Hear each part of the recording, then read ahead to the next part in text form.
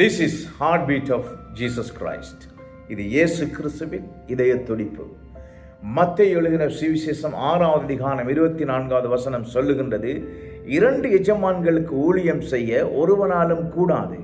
ஒருவனை பகைத்து மற்றவனை சிநேகிப்பான், அல்லது ஒருவனை பற்றி கொண்டு மற்றவனை அசட்டை பண்ணுவான். தேவனுக்கும் உலகப் பொருளுக்கும் ஊழியம் செய்ய உங்களால் கூடாது. ஆமென். Who is your God today? உங்களுடைய கடவுள் யார்? பணத்தை கடவுளாக நீங்கள் வைத்து வழிபடுகின்றீர்களா, அல்லது ஆண்டவராகிய இயேசு கிறிஸ்துவை கடவுளாக வைத்து நீங்கள் வழிபடுகின்றீர்களா? பணத்திற்கு ஊழியம் செய்கின்றீர்களா, அல்லது இயேசப்பாவுக்கு நீங்கள் ஊழியம் செய்கின்றீர்களா? பணத்தை ஆராதிக்கின்றீர்களா, அல்லது இயேசப்பாவை நீங்கள் ஆராதிக்கின்றீர்களா? இந்த கேள்வியை நீங்கள் கேட்டு பாருங்கள். நீங்கள் ஒரு விஷயத்தை ஆராதிக்கின்றீர்கள் என்பதை நாங்கள் எப்படி எங்களுடைய வாழ்க்கையிலிருந்து கண்டுபிடிக்க முடியும்?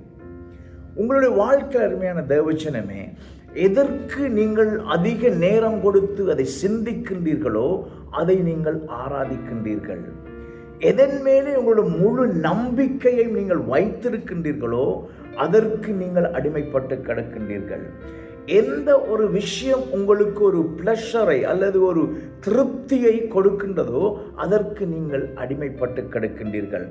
பணம் தான் உங்களுக்கு திருப்தியை கொடுக்கும் என்று சொன்னால், பணத்திலே தான் உங்களுடைய முழு நம்பிக்கையும் இருக்கும் என்று சொன்னால், நீங்கள் பணத்துக்கு அடிமைப்பட்டு கிடக்கின்றீர்கள்.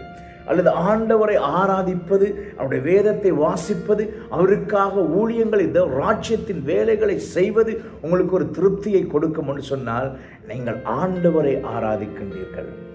இன்று இந்த கேள்வி உங்களுக்கு கேட்டு பாருங்கள். யாருக்கு நீங்கள் அடிமைப்பட்டு கிடக்கின்றீர்கள்? பணம் உங்களை டிரைவ் பண்ணுகின்றதா? இந்த பணத்தின் மேல் இருக்கிற ஆசை உங்களை இழுத்து கொண்டு செல்லுகின்றதா?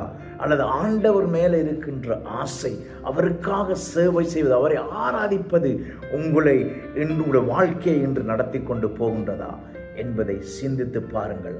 Who is your God? Is it Jesus Christ or is it money? God bless you.